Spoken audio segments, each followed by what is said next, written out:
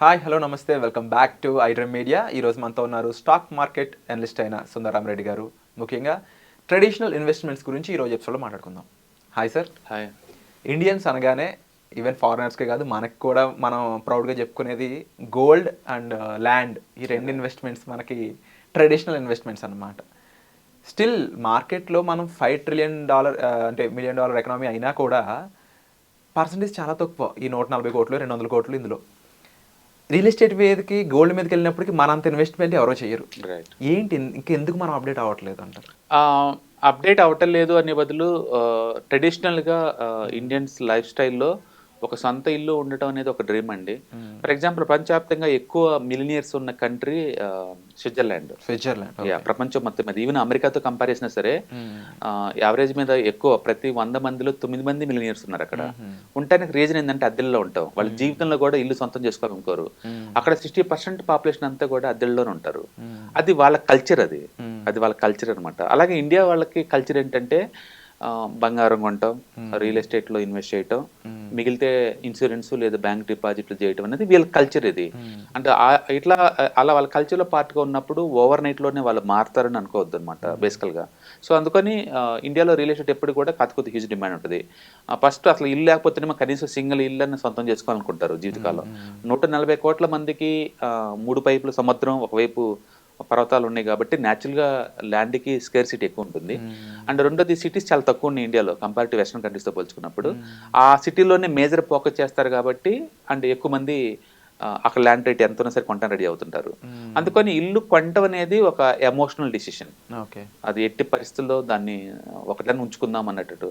అందుకని చాలా మంది చిట్టీలు కట్టేసి లేదా వడ్డీలు తెచ్చేసి లేదా లోన్ తీసుకొని మరి ఇల్లు కడతా ఉంటారు అనమాట.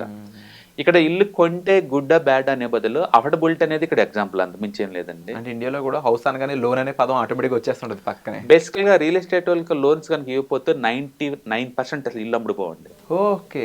ఇండియాలో రియల్ ఎస్టేట్ లో ఒక రూరల్ ఇండియాలో తప్ప మిగతా ఎక్కడైనా సరే ఇల్లు అంటే నథింగ్ బట్ హౌసింగ్ లోన్స్. అందుకనే బ్యాంక్ వాళ్ళు కూడా ఎప్పుడు చూసిన హోమ్ లోన్ అని ప్రమోట్ చేస్తారు. ఎందుకంటే ఒకసారి బ్యాంకింగ్ లోన్ ఇస్తే 30 years నువ్వు నా కస్టమర్, నేను ఎత్తుకున్న పని లేదు వేరే వాళ్ళని.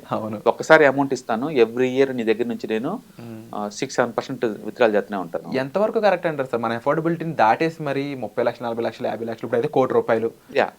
అన్ఫార్చునేట్లీ డైవర్సిఫికేషన్ లేదండి దాంట్లో. ఎందుకంటే ఒక వ్యక్తి కనుక లోన్ తీసుకొని ఒక 50 లక్షలు ఇల్లు కొన్నా సరే అతని దగ్గర ఒక 10 lakh కట్టాడు అనుకోండి, 40 lakh కట్టాలి రెస్ట్ ఆఫ్ ది లైఫ్ లో. 40 ఇంట్రెస్ట్ కలుపుకుంటే 80 lakh దాకా అవుతుంది. అందుకని టూ మచ్గా ఒకే అసెట్ లో ఎక్కువ ఇన్వెస్ట్ చేయడం ద్వారా ఎమోషనల్ గా సాటిస్ఫై అవుతాడేమో కానీ ఫైనాన్షియల్ గా చాలా స్ట్రెస్ అవుతాడు.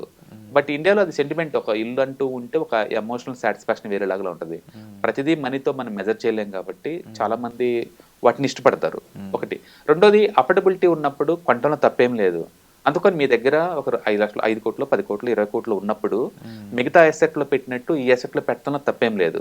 కానీ మీ దగ్గర తక్కువ మనీ ఉన్నప్పుడు ఆ డబ్బుని తీసుకెళ్ళేసి దీంట్లో పెట్టడం వల్ల ఏంటంటే మనీ బ్లాక్ అవుతాయి అనమాట మీకు బేసికల్గా. అందుకని కొనటం బెటరా అద్దెకేయటం బెటరా అనే బదులు మీ దగ్గర ఒక ₹1,00,00,000 అమౌంట్ ఉన్నాయి అనుకోండి, మీరు ఆ 1,00,00,000 పెట్టి ఆ ఉన్న అమౌంట్ పెట్టేసి ఇల్లు కొన్నారనుకోండి, మీకు మీలేదు రెంటలు, అంతమించి ఏముండదు. రెంట్ ఎంత ఉంటుందండి? 3% ఉంటుంది. అంటే ఇలా బలైపోయిన వాళ్ళు నా ఫ్రెండ్స్ కూడా ఉన్నారు సార్. సొసైటీలో ఎక్కువ సార్లు అందరూ బలైపోతారు దీంట్లో. అందులో హ్యాపీగా ఉండేది మన సొసైటీలో ఏంటంటే ఇల్లు కొనుక్కోవటం అనేది ఒక ఎమోషనల్ రీజన్ ఉంది కాబట్టి కొనేసి ఆ రెంట్తో ఈఎంఐ కట్టేద్దాం అనుకునే వాళ్ళకి మీరు ఏం చెప్తారు? నేను అదే అంటుంది, ఈఎంఐకి మీరు బ్యాంక్ కట్టే వడ్డీ ఎంత అంటే 8% ఉంటుందండి. ఈఎంఐ మీరు రెంట్ కొంటే మీకు వచ్చేది 4%, 3% వడ్డీతో ఉండొచ్చండి రెంట్కి. కొంతమంది రెంట్ ఉండడానికి ఇష్టపడరు కానీ ఇండియాలో రెంట్ కొంటే బెస్ట్. అసలు ఇల్లు కొనుక్కోకూడదు ఎప్పటికీ. రిటైర్మెంట్ వచ్చినప్పుడు మీరు ఎక్కడ సెటిల్ అవుతాం అనుకుంటే అక్కడ కొనుక్కోండి ఇల్లు బెటర్ అనమాట. ఎందుకంటే నేను చెప్పాను కదా, 50 లక్షల ఇల్లు మీరు కొన్నారనుకోండి, మీ మనీ అంతా బ్లాక్ అవుతుంది అక్కడ. ఇంక మీ అమౌంట్ ప్రొడ్యూస్ చేయట్లేదు. నేను ఆ అమౌంట్ని 50 లక్షలు తీసుకెళ్ళి ₹1 వడ్డీకి ఇచ్చాను అనుకో బయట, నాకు నెలకి 50,000 వస్తూ ఉంటాయి. నువ్వే రెంట్ కొంటే నీకు వచ్చి మిగిలేదు 15,000 కదా. నాకు 50,000 రెంట్ వస్తుంది ఎవ్రీ మంత్ జీవితకాలం తరతరాలు. నాకు ఎక్కడైతే మిగులుతుంది అంతే. అంటూ ల్యాండ్ ప్రైస్ పెరుగుతుంది కదా, ఫ్యూచర్లో ల్యాండ్ రేట్లు పెరుగుతాయి కదా, అలా చెప్తా ఉంటారు. బట్ నా దగ్గర 5-6 కోట్లు ఉన్నప్పుడు 1 కోటి పెట్టి ఇల్లు కొంటలు తప్పేం లేదు. కానీ మీ దగ్గర 1 కోటి ఉన్నప్పుడు ఇల్లు కొంటాం అనేది బ్లండర్ మిస్టేక్. రెండోది, అలాంటి పెద్ద పెద్ద డెసిషన్ తీసుకునేటప్పుడు ఏంటంటే ఫైనాన్షియల్ ఎక్స్పర్ట్ని ఒకసారి కన్సల్ట్ చేశారనుకోండి, పెయిన్ తక్కువ తోటి ఎలా కొనాలో మీకు అడ్వైజ్ ఇస్తాడు. మీరు ఆ రూట్లో కొనుక్కోవచ్చు. సపోజ్ మీ దగ్గర మ్యూచువల్ ఫండ్ పోర్ట్ఫోలియో ఉందనుకోండి, ఒక 30-40 lakh దీన్ని తనఖా పెట్టేసి ఆ వచ్చిన డబ్బులతో కొనొచ్చు. ఈ అసెట్ ఎలాగో ఇయర్లీ యావరేజ్ 50% గ్రో అవుతుంది కాబట్టి ఇల్లు ఈఎంఐ నీకు 80కే వస్తుంది కాబట్టి నీకు అది పెద్ద పెయిన్ ఉండదు. అలా కాకుండా ఉన్న అమౌంట్ మొత్తం పెట్టేసి కొన్నా లేదా బ్యాంక్ దగ్గర 8% లోన్ తీసుకుని కొన్నా చాలా పెయిన్ ఉంటుంది అనమాట. ఎందుకంటే నీ మిగిలేదు ఎండ్ ఆఫ్ ద డే ఆ 4% రెంట్ మిగిలింది అంతే, అంత మించే మిగలదు. అంటే real estate as a investment separate concept అది. ఓకే, రెంటల్ ఇన్కమ్ అనేది అంత వర్తగానే కాదు. అందుకని తక్కువ డబ్బున్న వాళ్ళందరూ ఇల్లు కొనటానికి దూరంగా ఉండి రెంటల్కే ఉండి ఆ అమౌంట్ని ఈఎంఐ కడదాం అనుకునే అమౌంట్ని కడితే ఎస్ఐపి ఫార్మేట్లో ఈ మ్యూచువల్ ఫండ్స్ లాంటివి కొంటే కనుక వరస్ట్ వస్తే 15% వస్తాయండి మ్యూచువల్ ఫండ్లో. బెస్ట్ సినారియోలో 20-30 వస్తాయి. ఇన్ కేస్ ఎస్ఐపి పరంగానే ప్రతి నెల ఒక 10,000 పెట్టుకుంటూ వెళ్తుంటే యా వాళ్ళు ఎంత ఎర్న్ చేసే స్కోప్ ఉంటుంది అంటారు? ఒక 30 years టైం వేసారు అనుకోండి, ఈజీగా 700 కోట్లు వస్తాయి. 50% నిఫ్టీలో పెట్టి వదిలేసినా సరే. ఓకే, అందుకని లాంగ్ టర్మ్ పాయింట్ ఆఫ్ లో హౌస్ బెటరా లేకపోతే ఇలాంటి మ్యూచువల్ ఫండ్స్ బెటరా అంటే ఎసెట్ పాయింట్ ఆఫ్ లో అల్టిమేట్ మ్యూచువల్ ఫండ్స్, దాంతో నువ్వు కంపేర్ చేయాలి రియల్ ఎస్టేట్ తోటి.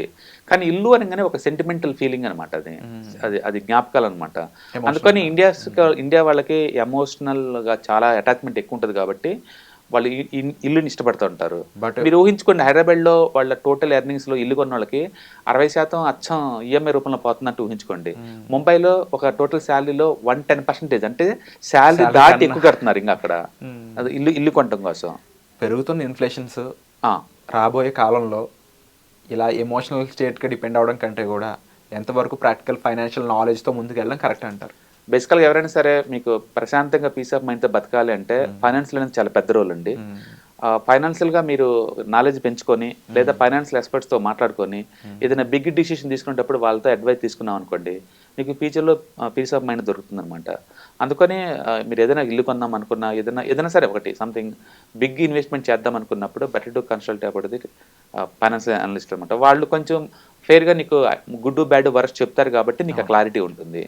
అందుకని ఈ ఇల్లు ఇన్వెస్ట్మెంట్ అనేది ఎప్పుడు బ్యాడ్ ఏం కాదు. మీకు ఎక్కువ అమౌంట్ ఉన్నప్పుడు ఒక ఇల్లు కొనుక్కోవడంలో బాగానే ఉంటుంది. తక్కువ డబ్బు ఉన్నప్పుడు ఈఎంఐలు తీసుకొని మరీ ఇల్లు కట్టడం అనేది వరస్ట్ కాన్సెప్ట్.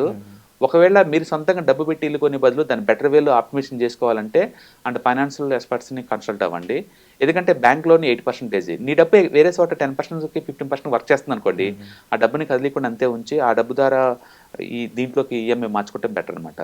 అందుకని ఇల్లు కొనటం తప్పు కాదు, వే ఆఫ్ బయింగ్ చూసుకొని కొనుక్కోవటం అనేది బెటర్ అనమాట. సో బెనిఫిట్ ఏమో ఇల్లు కొంటే ఎమోషనల్ సాటిస్ఫాక్షన్, సొసైటీలో నేను రిచ్ కింద కన్సిడర్ చేస్తే. మనం చూసే ఫిజికల్ అసెట్స్ కార్లు కావచ్చు, ఇల్లు కావచ్చు, ఇవన్నీ 90% లోన్లో తీసుకునేవి. బట్ జనాలు అవి రియల్ అసెట్స్ అనుకుంటారు, నీకు రెస్పెక్ట్ ఇస్తారు, అలా ఉంటుంది. రెండోది ఎమోషనల్ సాటిస్ఫాక్షన్, టోటల్ ఫ్యామిలీ అక్కడే ఉంటుంది. అండ్ మూడోది ఏంటంటే ఎండ్ ఆఫ్ ది డే ప్రతిసారి డబ్బుతో ముడిపట్టలేము ప్రతిదాన్ని. కొన్ని మొక్కలు పెంచడం ఇష్టం, కొంతమందికి టూర్లు వెళ్తే ఇష్టం, అలా కొంతమందికి ఇల్లు అంటే ఇష్టం. అలాంటి వాళ్ళకి అల్టిమేట్ హ్యాపీ ఫీలింగ్ వస్తుంది. అంటే మూడోది అంటే ఫైనాన్షియల్గా ఎప్పుడు అప్ అండ్ డౌన్ అవుతూ ఉంటుంటే ఒక ఇల్లు అన్న ఒకటి ఉంటే పీస్ ఆఫ్ మైండ్తో ఉంటుంది. ఎండ్ ఆఫ్ ది అక్కడ పోయి పండుకుని నిద్రపోయినట్టు ఇలాంటి వాటితో ఉంటుంది. బ్యాడ్ థింగ్ ఏంటంటే డబ్బులు మొత్తం బ్లాక్ అవుతాయి. ఒక ఇల్లు కొంటే 20-30 సంవత్సరాలు బ్లాక్ అవుతావు. జాబ్ మారి వేరే సిటీకి వెళ్ళిపోతే మళ్ళీ దీన్ని మేనేజ్ చేయడం కష్టం. మళ్ళీ ఆ సిటీలో మళ్ళీ ఇంకో దాన్ని రెంట్లు కట్టడం చాలా కష్టం. మూడోది ఇల్లీక్విడ్ అసెట్, అర్జెంట్ డబ్బులు కావాలంటే నువ్వు అమ్మలేవు, ఇమీడియట్గా నీ దగ్గర చూసి పెడతారు. నాలుగోది ఏంటంటే నువ్వు దాన్ని ఇన్వెస్ట్మెంట్ అనుకుంటే ఎప్పుడైనా రాంగ్, ఇల్లు ఎప్పుడు కూడా అది ఎప్పటికి ఇన్వెస్ట్మెంట్ అవ్వాలి. కంపారబుల్లీ లో రిటర్న్స్ వచ్చే ఇన్వెస్ట్మెంట్స్ అనమాట, పెద్ద ఇన్వెస్ట్మెంట్స్ ఏం కావు. దాని బదులు మ్యూచువల్ ఫండ్స్ పెట్టుకోవచ్చు. Thank you so much sir, eye opening information అనొచ్చు, కళ్ళు తెరిపించారని చెప్పాలి. Thank you so much for the information. Yeah hi, ప్రస్తుతం ఉన్న ప్రపంచంలో ఫైనాన్షియల్ లిటరసీ అనేది ఎంత ఇంపార్టెంటో అందరికీ ఇప్పటికే అర్థమై ఉంటుందండి. సో స్టాక్ మార్కెట్కి వచ్చేసరికల్లా ఇది చాలా అప్ అండ్ డౌన్స్ అవుతూ ఉంటాయి. మార్కెట్ చాలా వాలటిలిటీ ఎక్కువ ఉంటుంది. వేరే అసెట్ క్లాస్తో పోల్చుకుంటే ఇక్కడ టూ మచ్ వాలటిలిటీ ఉంటుంది. సో దీన్ని ఎలా హ్యాండిల్ చేయాలి and ETFs, index funds, mutual funds ద్వారా ఎలా మనీ మేక్ చేసుకోవచ్చు, ఇది టోటల్ మీకు ప్యాసివ్ ఇన్కమ్ లాగా as well as active income లాగా ఎలా ఉపయోగపడుతుందో ఈ ప్రోగ్రామ్ ద్వారా మీకు నేర్పడుతుంది. కాబట్టి ఇంట్రెస్ట్ ఉన్న పార్టిసిపెంట్స్ ఈ కింద రోల్ అవుతున్న నెంబర్కి పింగ్ చేసుకొని సీట్స్ బుక్ చేసుకోండి. Thank you.